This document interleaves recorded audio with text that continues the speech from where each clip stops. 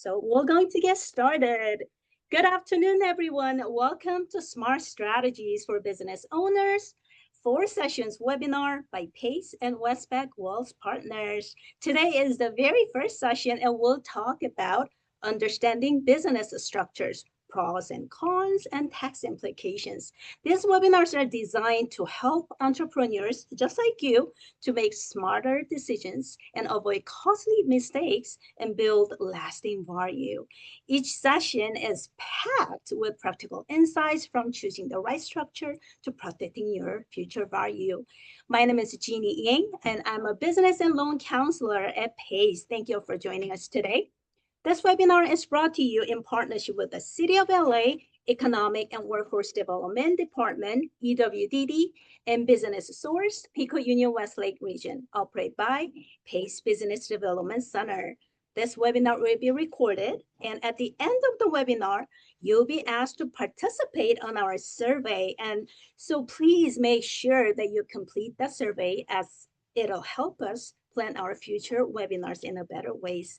And before we learn something new today, let me do a quick introduction on PACE. PACE is a Pacific Asian Consortium employment. We're nonprofit and established in 1976.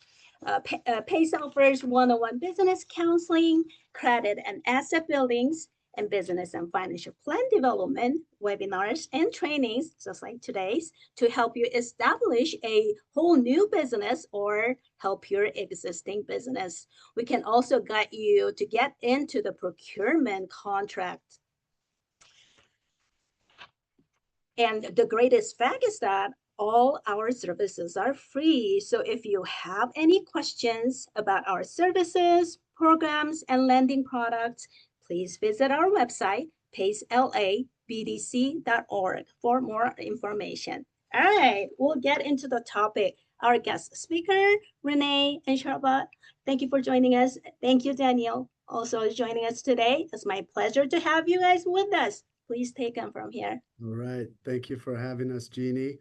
And let me share my screen. And just want to confirm everybody can see the agenda. Yes. All right. So this is going to be our agenda for today. We'll start off with some brief speaker intros. We're going to go through a little bit, and as you start your business, it's an extremely important correlation between your personal and business finances. We'll talk about that. We'll talk about the importance of having a team of trusted advisors. And then we'll get into the different entity options. What are the tax and legal considerations of them, the pros and cons? And then we'll also, it's not one solution fits all. So it depends on how your business is going to operate, what type of income you're looking to receive. That's how, you're going to be able to determine which entity. And then we'll share a complimentary scorecard and then kind of a Q&A session at the end. As you can see, just some housekeeping items before the speaker intros, but this is kind of your webinar version of Zoom, so you won't be able to use the chat. But what you are able to do is at the bottom of your menu, there's Q&As there. There's a Q&A button, and you can use that to ask questions during or after the presentation. Our goal is to do about a 30 to 35, 40-minute presentation with about a 15 to 20-minute Q&A. That's kind of the goal. Please, if you have any questions throughout, we don't mind this being interactive, and we're able to answer questions as we're going through, so you don't have to wait until the end. And then if you can, you could test the Q&A if you'd like. You could put use the Q&A, put your name, and let us know, if you're just starting the business or how long you've been in business. Maybe we can tailor some of the presentation, in that way. So first, just would love to introduce ourselves, and I'll start with myself. So my name is Charbel Gabby. I'm a financial advisor at Westpac Wealth Partners. I hold an MBA. I'm also a retirement income certified professional and a certified business exit planner. I've also was in the restaurant business myself for 20 years before joining Westpac. So my brother and I were in a family business, had 3 full service and 5 fast casual restaurants. So I come from the business owner space. A lot of my clients are business owners, and I understand the day-to-day fires that you have to put out. Next up, I'll pass it to Renee. Thank you, and hello, everybody. My name is Renee Sarkosh. I'm a accountant, a CPA, specializing in taxes. I've been preparing tax returns for getting close to 30 years now. I've had my business since 2007, and we work with businesses trying to make sure that they do not pay more than their fair share of taxes. In that realm, we handle everything from tax preparation and tax planning. Okay, great. So- Daniel? Hello, everyone. My name is Daniel Alvarez. I am one of the financial representative under Charbel's team. I actually had the privilege to speak to present one of in PACE last year, and so I decided for this year would be a good opportunity for our PACE community to have another advisor for you guys today. I wanted to bring more resources for you guys. And so I'm looking forward to our future workshops and also today's workshop. So I hope you guys learn a lot today. All right. Thank you, Daniel. And I think Renee was also being a little modest. He actually teaches other CPAs CE credits, which I love that.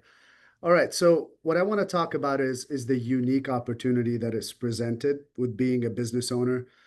When I was running my restaurants and I wanted to expand to a location, a lot of times that money was coming from personal. And obviously, I would hope that the business would grow enough so that it starts giving me back money from the business and then putting it back to my personal side. So the business and personal balance sheets are highly interconnected. And so as a result, what are the strategic ways to move money in and out? And obviously, corporations is one. And then we will also, part of our educational series, we'll talk about other factors as well. So just always keep in mind there's a lot of advantages in you and how you control your W-2, how you control the income going in, some of the deferral strategies. So the business and personal and is where the interconnection is, where Westpac and Daniel and I operate mostly. And then again, what is a balance sheet, right? It's what you own, which is your assets, minus what you owe, your liabilities is kind of your net worth, right? There's a protection piece on top as you're opening your business. You're looking at a lot of what happens if, general liability insurance, you don't want any of your customers, anything to happen.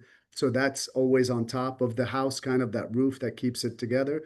And then the cash flow. So everything flows from the business to the personal, especially as, privately held businesses that we work with closely. And lastly, just a team of advisors, right? So how do they work? What do you mean by the team of advisors? Well, I'll give you a great example. I was a client of the firm when I had my restaurants. So I had a CPA at the time and I had an attorney at the time. Each of them I had for, 8 to 10 years, but they've never met and were never in communication with each other. So when I became a client of the firm, the first meeting my advisor put together, my CPA and my attorney, and then he was obviously my financial advisor, because there's tax, legal, and financial implications to every decision you make as a business owner. So if I were to go to Renee and say, okay, should I do X? Renee's going to give me the pros and cons on the tax side, but I should always consider the pros and cons on the legal side and the pros and cons on the financial side, because one, decision or one advice in one area could be counterproductive to the other. So having the team working together will result in smarter financial decisions. At least that's what we see with our clients. So now I'm going to just kind of turn it over to Renee. I mean, the first slide, Renee, is just the different entities that are available. But I'll have you kind of take it from here, and I'll keep an eye on the chat as well. And I'll, if you don't mind, I'll interact with you also and ask some questions in the meantime. Sure, I'll give you guys a quick introduction of the different types of entities one can have. The simplest being a sole proprietorship. This is where any one person decides to do business. It's just based on a decision. There's no filings. You decide to do any kind, whether it's selling oranges on a corner or having a law firm. You can operate as a sole proprietor. Now, If you end up with more than just yourself, and you're going to have other partners, then you can have either a partnership, limited partnership, limited liability partnership. These are different types of entities you can create. When it's just a partnership, there is no legal documents that gets filled out. You can do a handshake with somebody and start a partnership. Now, if you decide to do limited partnership or limited liability partnership, there are some documents that are filled out and filed with the Secretary of State. Then the next level would be a limited liability company, which operates similar to partnership and a corporation. So it's a hybrid of between the two. Again, definite filings with the Secretary of State, including, depending on what state you're in, annual or biannual filings of telling them who the management is of the entity. Then after that comes S corps and corporations. Really, both of them are corporations for all sense of the meaning. The S corp is something, a designation you receive from the IRS. So any of these entities, when you create, whether from the limited partnership to a corporation, these are created under whatever state you're operating or whatever state you choose to create the entity in. The S corp designation then comes from the federal government, from the IRS, allowing you to be taxed as an S corp. The beauty is, if you have an LLC, you can also request to be taxed as an S corp. So an S corp, it's not its own type of entity, really. It's the way you're being taxed, whether you're an LLC or a corporation. And Renee, if you start, sorry, just quick question. You could start as a sole proprietor, and as your business begins to expand, then you can switch to a, maybe from one entity to another entity. Is that, do you see that happen? Absolutely. You can start a sole proprietorship. At one point, you can say, I want to be an LLC and file with the state, become an LLC, and then eventually go, now I want to be taxed as an S corp and file with the IRS to be taxed as an S corp. Okay. You can go backwards also, but it's a little bit harder. And usually you want to grow, so you're going from that sole proprietorship LLC to corporation. Perfect. So before we just jump into the pros and cons, let me just, as we were talking about, just please make sure you consult kind of your legal professional. None of us here are attorneys. Luckily, we have a tax professional here, so he'll be able to answer any of those questions as well. And like I said, one of the considerations from all three fronts is, like I said, when you're talking with an S corp, right, Renee, and sometimes you want to see a reasonable salary or a reasonable W-2 for that S corp. That's great on the tax side, but sometimes on the financial side, we might want to see a little bit higher, because then you'll be able to defer more. So that interaction between, the legal, the tax, and the financial is extremely important, because as long as we satisfy what Renee wants, from a tax filing perspective, let's see what's efficient, because, what's the minimum is not always what's the efficient part. He just wants to make sure, you're not getting audited and you're not going to jail, right? Let's take a look at just some pros and cons, Renee, from, the different entities.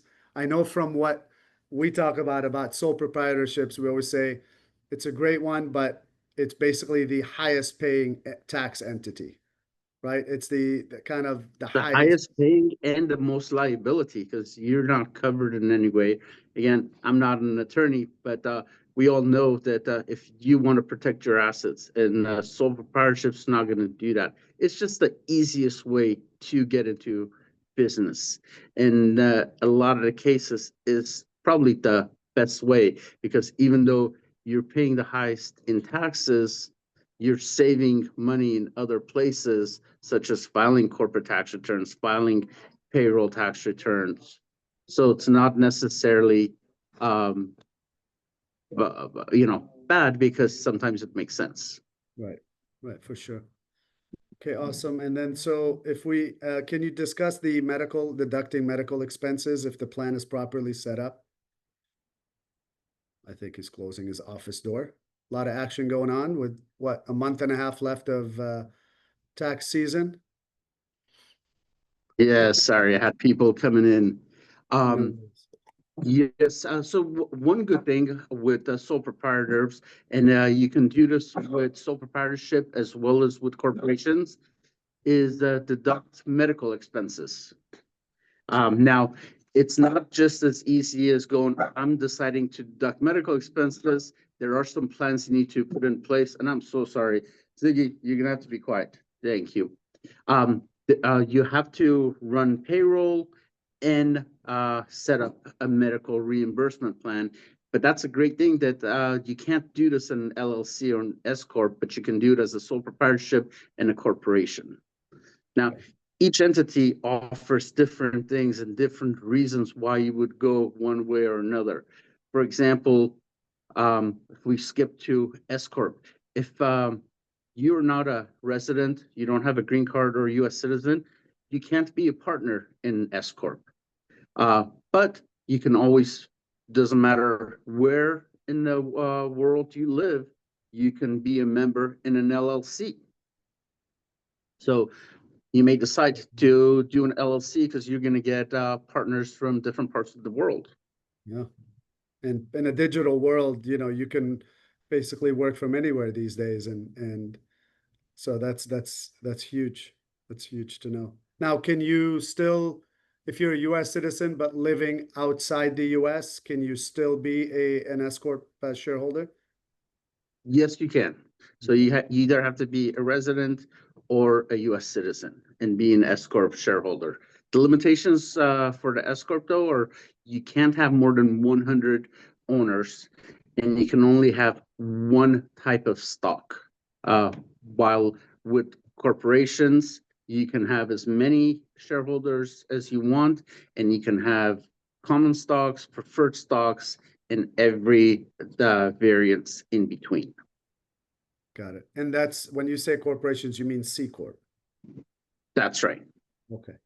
And then, so from an LLC perspective, from what I understand, if you and I are 50-50 partners in an S corp, we have to split the profits 50-50.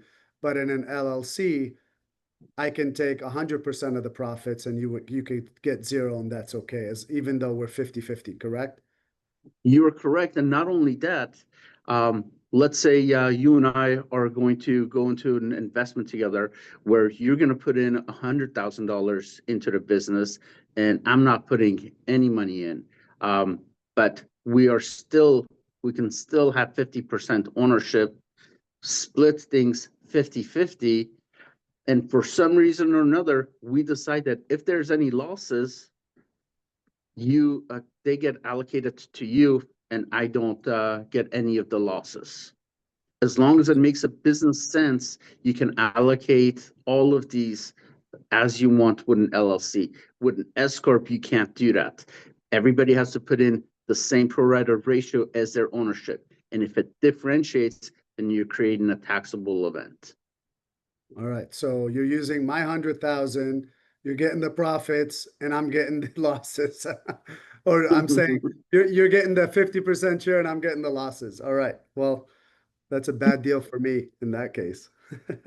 But no, I appreciate that. That makes a lot of sense. Okay. And then, so that's on the tax. Anything else with LLCs? I know that we see a lot of real estate companies and real estate investments under LLCs. Is there a reason why it's better to put them under LLC? Is it just a liability? Is there a tax benefit there? Well, with the LLC, you're getting the protection of you would get under a corporation, but the simplicity of a very easy to set up, very limited amount of information you have to file with the state. It's every 2 years, you just tell them who the managers of the business are. And then depending on how many owners you have in an LLC, you may not even have to file a separate tax return. So you're the only owner, and it's one residential house that you have in that LLC that you're renting out to other people, you're basically filing your own regular personal return as you would. The house just happens to be in LLC and protected under that LLC.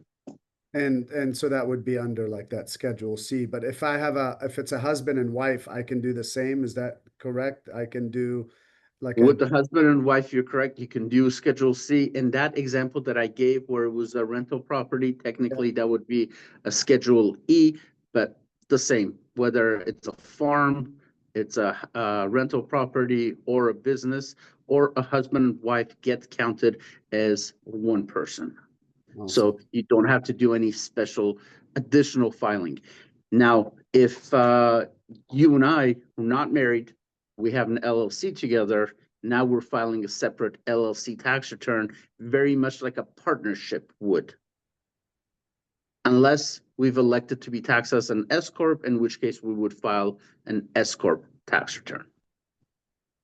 And then from the taxation part of it, from an LLC taxed as a partnership, basically all of our income is taxed because we're paying the self-employment tax as employer and employee, correct? But then in an S Corp. So let's talk about taxes at each of the steps. With the sole proprietorship, you're paying income tax plus self-employment tax.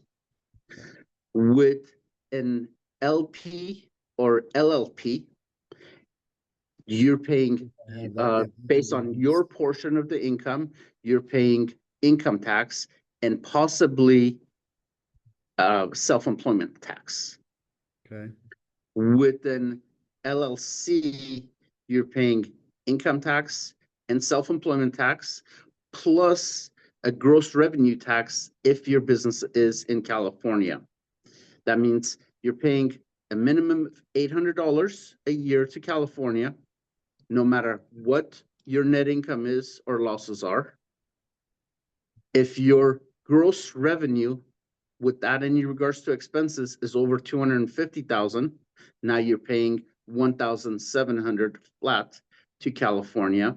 And as your revenue grows, that dollar amount grows to $5,800.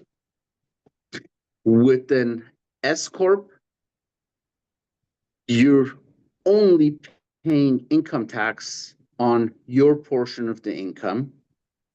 There is no self-employment tax. There is no gross revenue tax. In California, you do pay 1.5% income tax to California through the corporation. The IRS, though, will not like it if you have an S Corp, you're working in that S Corp, and you're not taking a salary as a W-2 and paying payroll taxes. So if we can expand on that, I know that the IRS is what, reasonable? Is that what they say, like a reasonable salary? They want you to take a reasonable compensation for the work you're doing. And there's many different ways to calculate what is reasonable. What I try to do with my clients, we have a program that we use to try to reduce that reasonable compensation as much as possible to minimize the Social Security, Medicare, and all the other payroll taxes that you would have to pay, because that really increases your taxes. Right. Do you like it when I reduce those wages as much as possible, though? No, I mean, look, again, at the end of the day, each situation is different. And the more you reduce the wages, the less there is for retirement, right? And deductions and things like that. So it's really just having the business owner understand the pros and cons of those different options. And then they can, make that decision themselves. So like, but how do you, so we have somebody here from like a staffing company, for example, right? So if I'm running a staffing company, like isn't it hard to determine what my reasonable salary is? Like, can I just say it's 20,000 and I'm not really, because I can say the business runs by itself, or is there guidelines? Are there guidelines to that? There's no specific guidelines. However, we have data of what a person would be making in any specific job that they hold.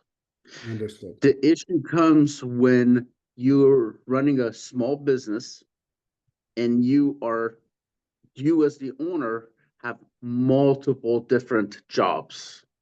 One day you're the CEO, the other day you're the admin, the bookkeeper, the data The entry dishwasher. person. Yes, janitor or the person No, repairing the printer. I'm telling you from And experience.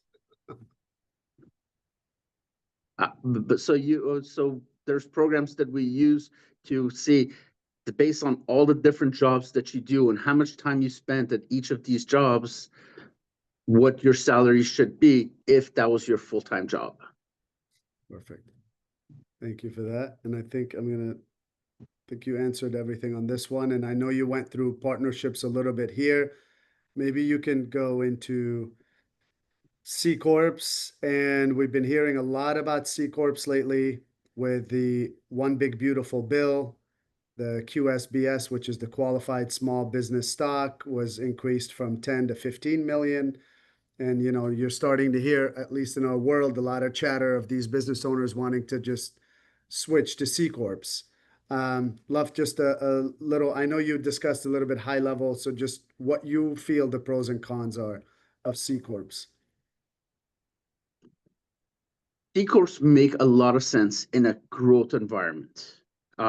It is the easiest way to sell portions of your business. You don't have any restrictions as to who's buying your shares. Anywhere in the world, you can be, selling shares of your stock. You don't have to worry about what your other shareholders are doing.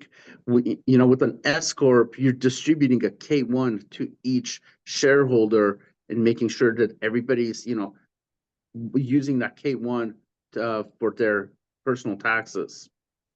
With the C corp, there's no K1s you're distributing. You are distributing dividends that you, as the CEO of a company, decides to distribute. So it makes it much, much easier in a large environment. The drawback is you have that double taxation situation where the corporation pays tax on the net income, and then whatever dividends are distributed out to the owners pay income tax on that dividend again. Right? So we talk about double taxation quite a bit, and some people don't really understand it. So I'll say it again.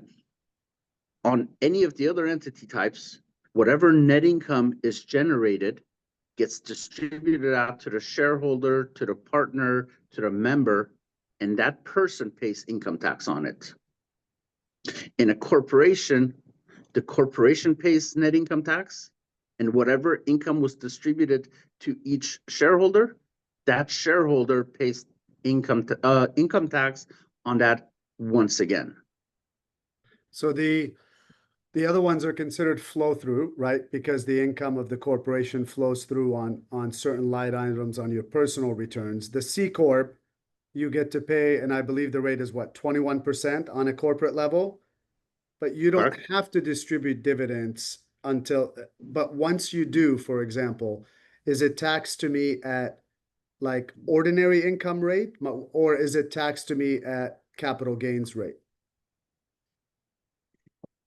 And technically it's ordinary rate, but in certain cases we can tax it as capital gains for a certain portion of it. Okay. And just for everybody, to know that the preferred taxation, if you had to choose one, would be capital gains. Yes, capital gains are taxed at a lower rate than ordinary income. Okay.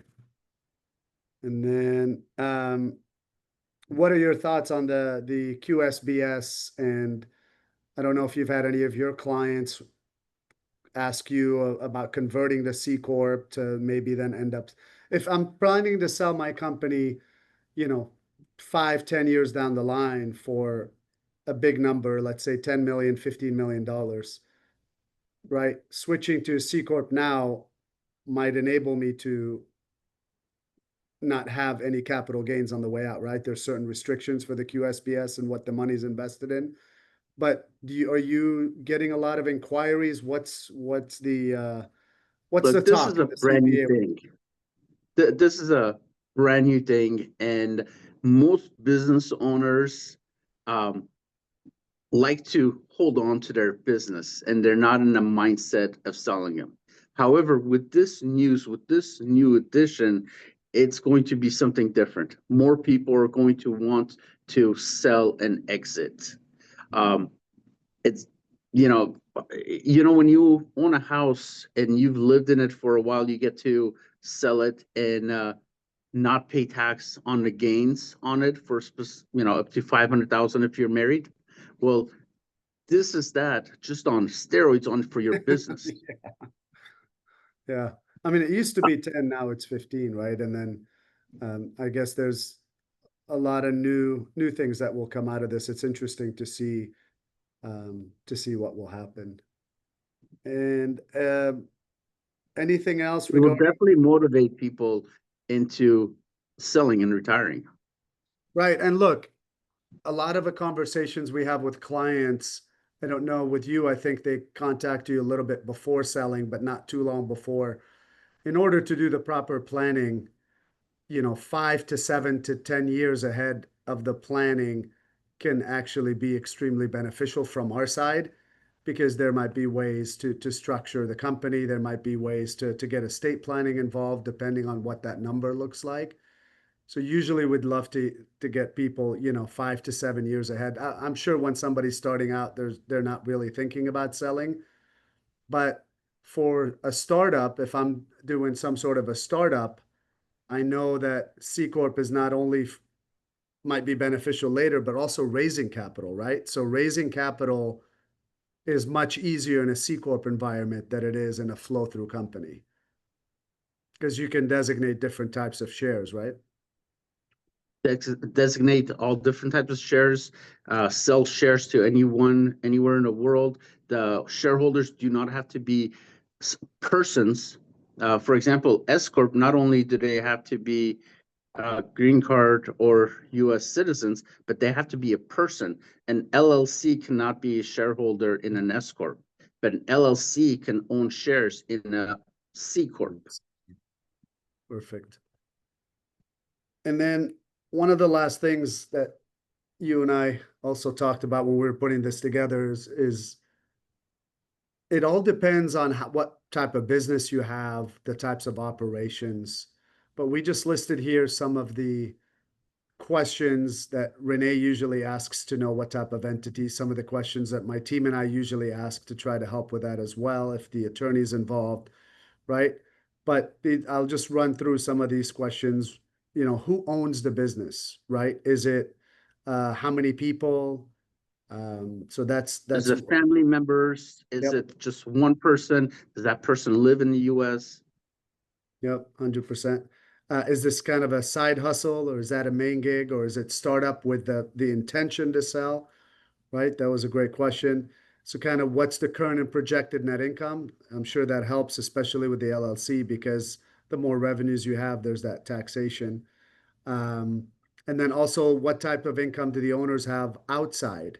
Because at the end of the day, some of these are flow through, so it will end up, making a difference of how it looks overall on your personal returns. What health insurance plans are the members of the owner's household covered under, right? Is that something that we need to consider as part of this corporation? How much medical expenses do the members of the owner's household have? Do you have or plan to have employees? Go ahead. Sorry. No problem, because you want the business to serve you. So knowing what you have, what your family situation is, really helps to create a business that's going to help you and serve you best. Perfect. And then the last slide that we have here is our team is providing on the left side. If you scan that QR code, it gives you kind of a financial scorecard. This is a We don't get to see any of the information. This is for your own financial, go through assets, liabilities, protection, and cash flow. And then at the end, you have the option, if you'd like, you could share it with us and set a meeting, or you could just keep that scorecard for yourself on some of the things that will give you, red for needs work, yellow for moderate, and then green that you're optimal. And on the right, you can book a meeting with our team to discuss your situation kind of more specifically. So any questions that you have, we'd love to chat. We'd love to be a resource for PACE, and we have been for about a year now. And so anything that you have questions on, and if we don't know the answers to, we'll try to connect you with somebody who does. And just have some kind of Q&A. So just want to see if there's some last minute Q&As. I see the chat on my side, and people chatted a little bit on the how long they've been in business, but I don't see any questions. So I personally have a yes, question. yeah, I was just gonna say if Jean, go ahead, please. Yes, I have a lot of interactions with the clients, and I usually recommend sole proprietorship. If they're not ready to expand their business and they're not sure about their, business, whether it's going to turn out good or not. And when do you think is the best time to transform from sole proprietorship to corporation or LLC? Ooh, that's a great question. I don't know if we have enough time to answer that, because Renee and I will argue about this one, right? Go ahead, Renee. I can simplify it, right? In the most simple, you have no other income, nothing else going on. We're not thinking about medical expenses, health insurance, or anything. It's just this business. We're not talking about any lawyers.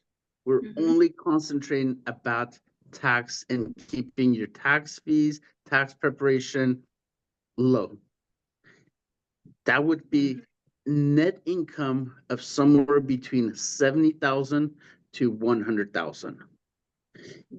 If you create an S corp under $70,000 and you do it correctly, where you're running payroll, paying for payroll processing services, payroll taxes, paying for a corporate tax return on top of your individual tax return, then you are going to end up spending more money on preparation and taxes under $70,000 than you would have savings.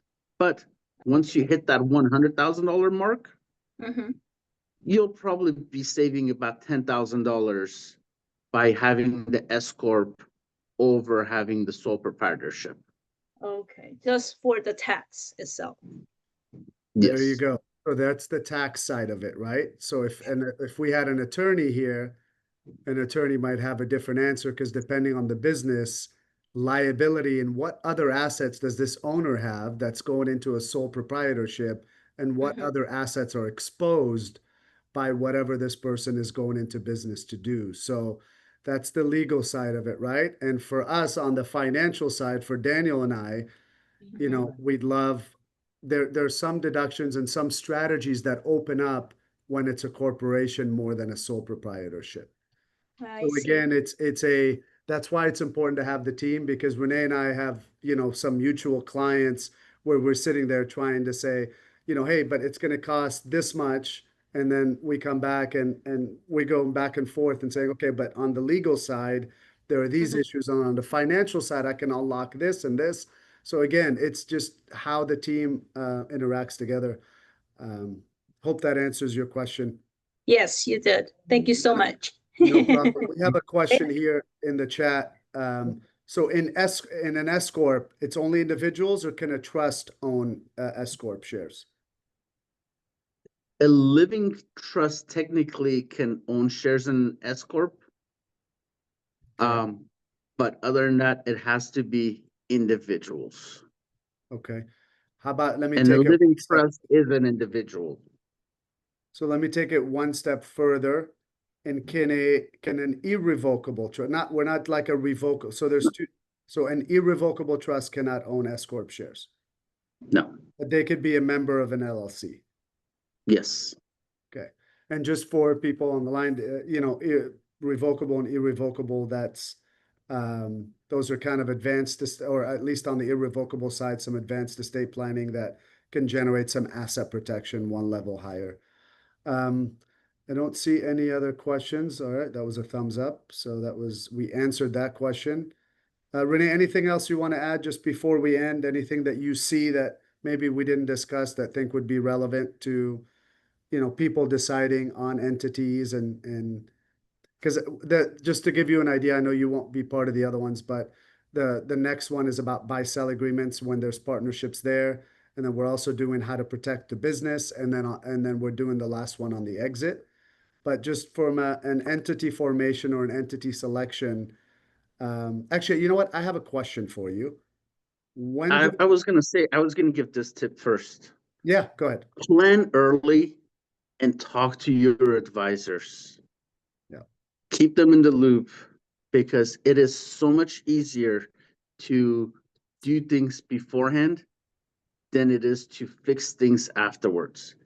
Fixing things usually costs 5 to 10 times more. Yeah. And look, it's funny because I was away on a friend's trip and I was telling them last weekend to get a team of advisors, and he looks at me and he's like, yes, but that costs a lot of money. It doesn't mean like you're paying them a retainer fee. It just means that when you have a question, you ask somebody, and sometimes, yeah, maybe that attorney is charging you $300, but it could, if you're looking at the mistakes that Renee sees and that we see sometimes, thousands and thousands and hundreds of thousands of dollars later, right? It's 300 to 400 or whatever it may be for that advisor at that particular moment could save you a lot more in the future, as Renee was saying. Question here, Renee, before I answer mine. Are there advantages between the different entities and what you can deduct as business expenses? That's a great question that I get all the time. And truth is, no. The Internal Revenue Code has specific things that you can, general things that you can deduct. And it does not matter what type of entity you are, you get to deduct the same business expenses. Business expenses have to be ordinary and necessary. If they're ordinary and necessary for your business, doesn't matter if you're a sole proprietorship or a corporation, you get to deduct it. Just because you create an LLC does not mean you get to deduct these new things. That's not true. Okay. Now, there are nuances like we talked about: pension, medical expenses, payroll, and this and that. But these are small nuances. In general, that notion that I'm going to create an LLC so I can deduct everything in my life, that is not true. Okay, perfect. And she says, thank you, super helpful. Any other questions, Jeannie? I think we're good. Before we go, I just want to point out that the recording of today's webinar will be available under PACE BDC website, but not immediately. You're going to have to wait a couple days. And folks, as Charbel just mentioned, our journey has just begun, and we still have a lot to learn. So please make sure that you join us for our next webinar, which is on September 10th, same time, 1 p.m. And we'll talk about the importance of buying and selling, having an agreement. And if you're a solo or just getting started, you might as well, that doesn't belong to me. I don't need any agreement, but you need to think again, and we'll show you how one document can protect your business. So please make sure you join us for our next webinar. And if I can add one more thing regarding buy-sell agreements, take a dentist, for example, right? Dentist doesn't have, let's say he has his own practice, he doesn't have a partner, but how does his family get the value of the business if something were to happen to him and him not being able to practice again? So there are ways for single owners to have a unilateral buy-sell agreement. And I'll tell you from my experience, my brother and I were partners, and he got a divorce in the middle of our partnership, and we didn't have a buy-sell agreement in place. And so that also affected a lot of things that happened. So that's a subject that's near and dear to my heart. So we'd love to see you in a couple of weeks. And thank you, Jeannie, again for the Thank you so much. Until then, stay cool. Have a wonderful rest of the day. Thank you. Bye, thank you.